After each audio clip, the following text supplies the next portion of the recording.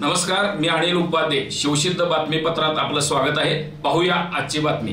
हातकणंगले तालुक्यातील 61 ग्रामपंचायतमधील आकृती बंधातील सुमारे 184 कर्मचाऱ्यांचे 10 महिन्यातील किमान वेतन फरक निधी ₹51,96,143 हा पंचायत समितीच्या खात्यात वर्ग झाला असूनही कर्मचाऱ्यांना न दिल्याने कर्मचाऱ्यांच्या मधून संताप व्यक्त होत आहे.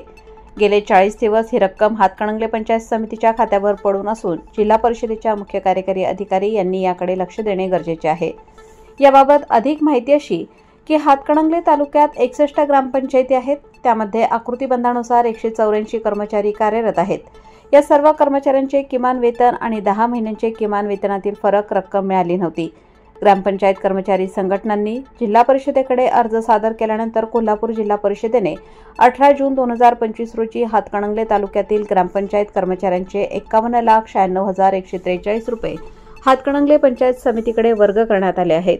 पण आजतागायत ही रक्कम हातकणंगले पंचायत समितीने कर्मचाऱ्यांकडे वर्ग न केल्याने कर्मचाऱ्यांच्या मध्ये संतापाची भावना निर्माण झाली आहे.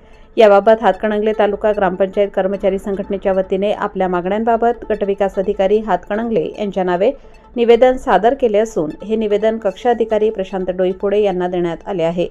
गेले 40 दिवस हा निधी पंचायत समितीकडे येऊन पडला असून आर्थिक अरिष्टात सापडलेल्या कर्मचाऱ्यांना वेळेत पैसे मिळणे अपेक्षित असताना त्याला वेळ लागत असल्याने कर्मचाऱ्यांची आर्थिक पिळवणूक होण्याची शक्यता निर्माण झाली आहे. याबाबत जिल्हा परिषदेच्या मुख्य कार्यकारी अधिकारी यांनी लक्ष देणे गरजेचे बनले आहे.